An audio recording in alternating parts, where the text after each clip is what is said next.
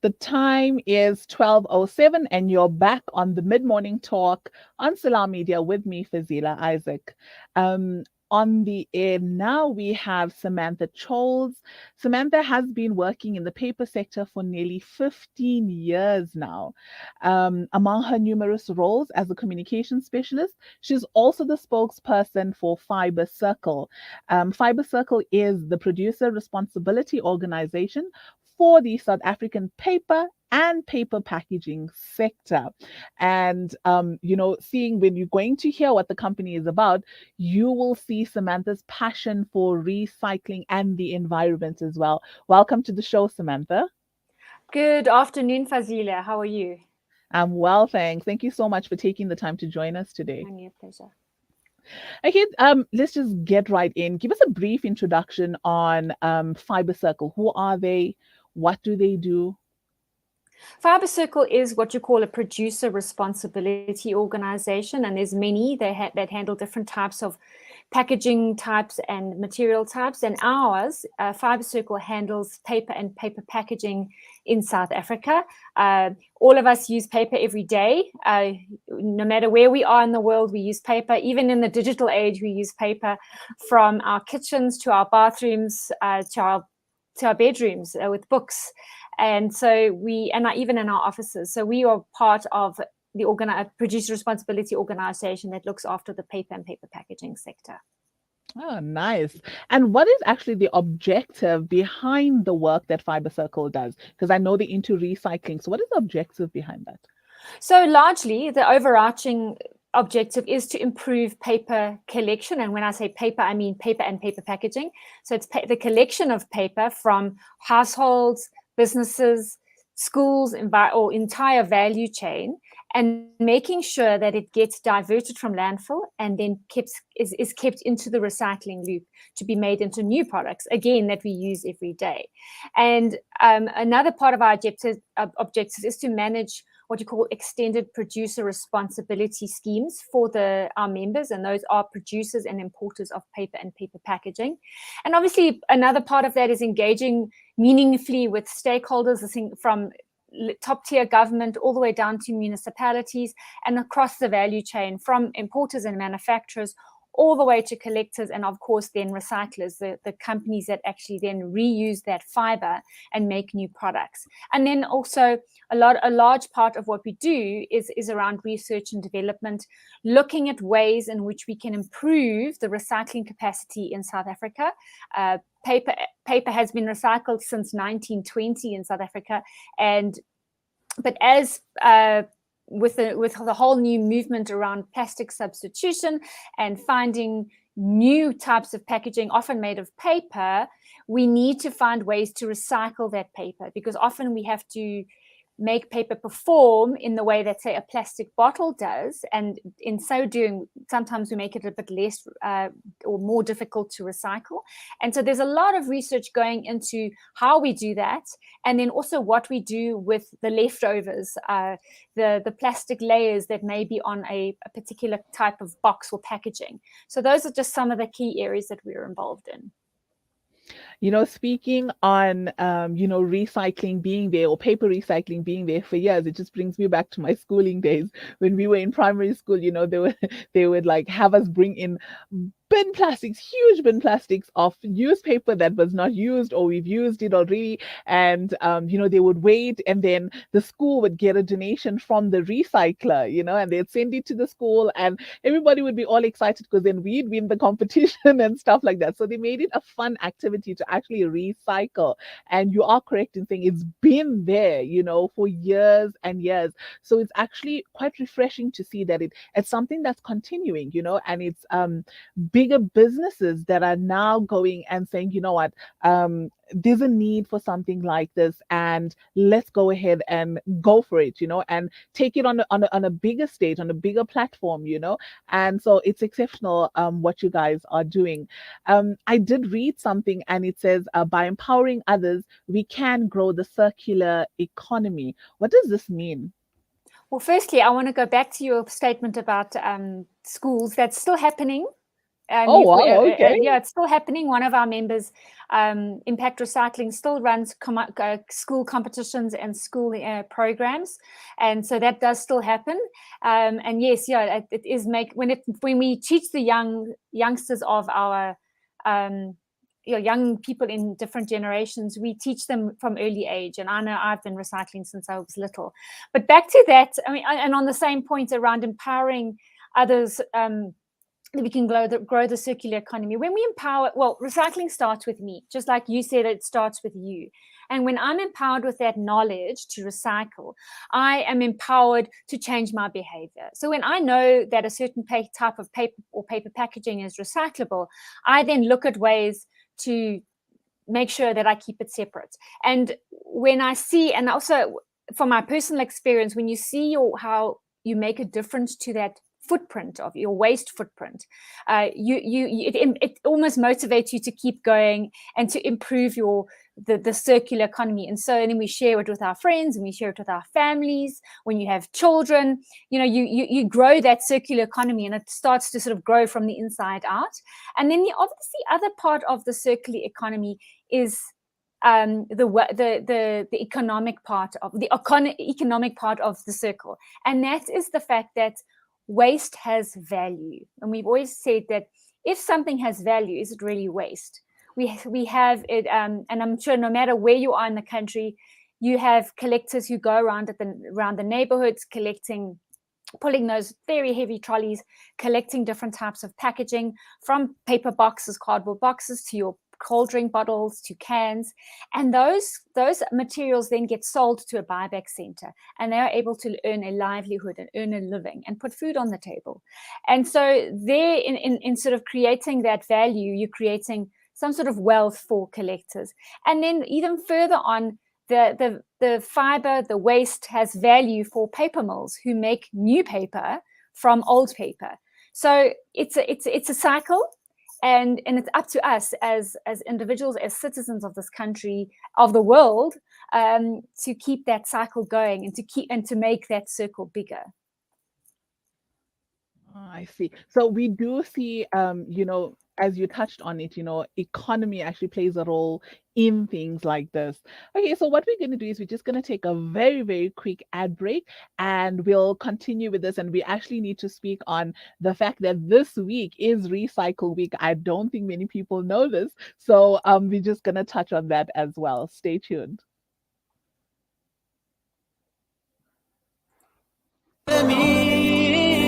Listen to something fresh. Listen to Salam Media, your humanitarian broadcaster.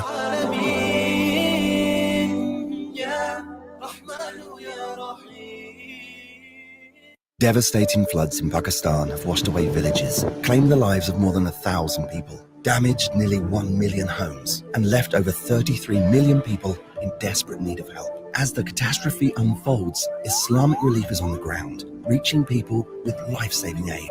Our team are working tirelessly to deliver food and shelter. Your support is urgently needed now to help save more lives. Donate now to Islamic Relief. Kids these days are smart, and when you're competing for their attention against their smartphones, you need to make smart choices, like using Sunfoil triple refined pure sunflower oil in every meal you make. It's naturally cholesterol-free and approved by the Heart and Stroke Foundation as part of a balanced eating plan. So whether you're cooking, frying, or baking, you get the great tasting results that'll get their attention faster than the latest app. And if that doesn't work, change the Wi-Fi password. Sunfoil. Now we're cooking. As some look forward to the blessings and beauty of winter, the less fortunate in South Africa are preparing for the harsh realities that this season may bring. Africa Muslims agencies on the ground distributing blankets, clothing and other essentials to thousands across the country. Sponsor a winter warmth pack for 280 Rand. Call Africa Muslims Agency now on 011 834 8685. Spread warmth this winter with Africa Muslims Agency. When the perfect blend of stylish decor, exquisite halal cuisine, and warm hospitality come together, it could only mean Al Bayt Lodge, your true home away from home. Al Bayt is the ideal heaven for families, business people, and tourists with its 4-star family rooms and other luxurious facilities. Conveniently situated close to Port Elizabeth Airport, the beach and other amenities, your stay will be truly unforgettable as you'll be taking home lasting memories of the warm hospitality, the serenity and tranquility that Albait has to offer. For reservations, call 041 583 6415 or visit www.albaitlodge.co.za. It's a new beginning. It's a new era. Salam Media, humanitarian journalism. The time is now 12:17 and you're tuned into the mid-morning talk on Salam Media. On air, we have Samantha Choles of Fibre Circle, who is enlightening us on the campaign, the recycling campaign that they are currently doing. So yesterday actually started the Cleanup and Recycle Week 2022 in South Africa. So tell us, how does Fibre Circle fit into this particular campaign, Samantha? So Fibre Circle supports the Cleanup and Recycle Week campaign, and it was actually a campaign that was started by the plastics industry, and to encourage citizens to make a difference in the areas that they live, work, and play and learn. And one of the and I'm sure as we see climate change, as storms rise up, we've heard about the floods in Pakistan and the floods in Durban, and all of these things are part of climate change. And with that comes a lot of the litter comes down from inland, down our rivers and into the sea. And what Plastics SA did many years ago was to find a way in which, as citizens, we can make a difference wherever we live, wherever we work. It doesn't have to be an organized event. It doesn't even have to be this week. We can do it every day, every weekend. And it's about just cleaning up where we live.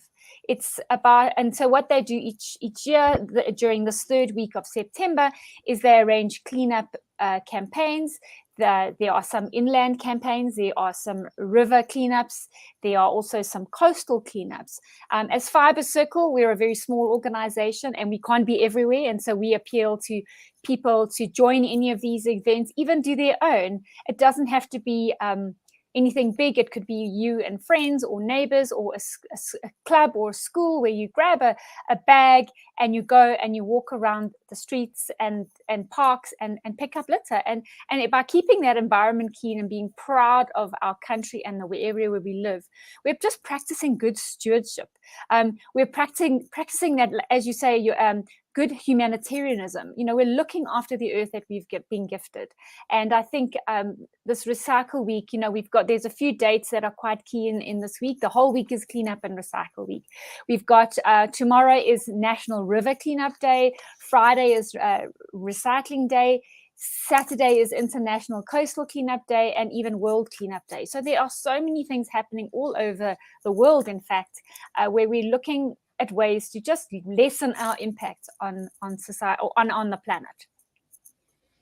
So, like you said, it's not just something that needs to run for 1 week. It's something that should continue. It should actually become a lifestyle. I would think, recycling should become a lifestyle because it, besides it just helping the environment, it's something that directly affects us as inhabitants of this earth. If you're going to recycle, it's something that is beneficial to you because it makes sure that your sea life is taken care of, without having these plastics go into the sea. It makes sure that your environment is clean, because who doesn't want to stay in a clean place?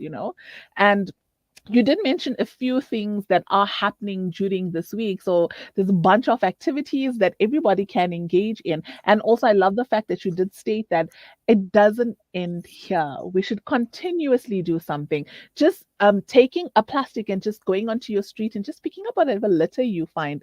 That is something. Every little bit counts.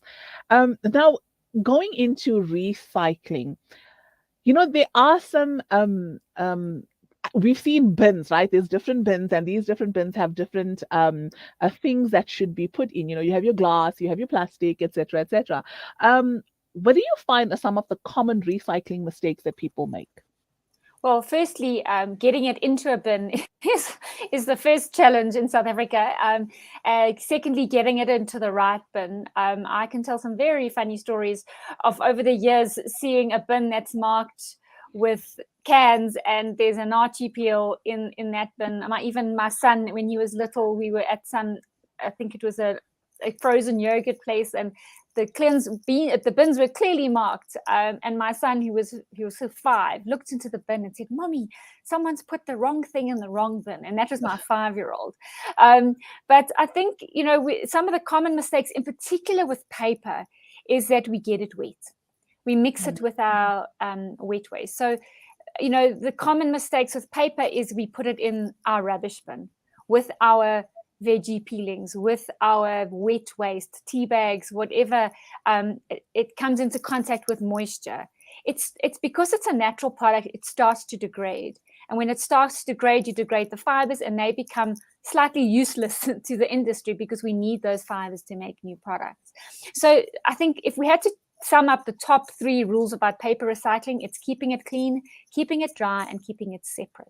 And part of that process is that starts inside the house or in the home, and then keeping it separate, perhaps putting it out for a recycling collector, or perhaps there's a community initiative that takes paper. That paper needs to be clean and dry. And then obviously separate from other recyclables, perhaps water bottles and cans, so that we can keep the moisture away. And one of the biggest enemies of paper is wet waste. And then again, you could even take it a step further, is composting your food waste. Looking at ways that you can enrich your own garden, pot plants, whatever type of living space you're in, with a small home composting facility. Or if you live in a bigger complex, find out ways where you can have a composter at the complex and see if we can, reduce our waste further. I think, we always think it's someone else's problem.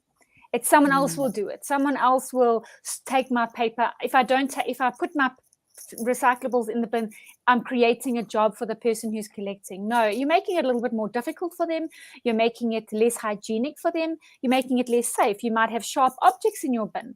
So by separating our waste, whether it is paper, plastic, or cans, and putting it aside next to your main refuse bin, you are it's a bit more kind, I think. It's a little bit more dignified for the collector.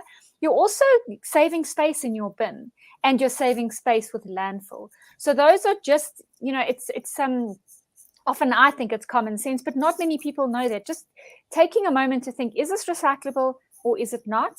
And then making a decision and having a system in your home that allows for you to keep it separate. I have a bin at home where I have my paper, and I have another one for my composting, and I have another one for my other stuff.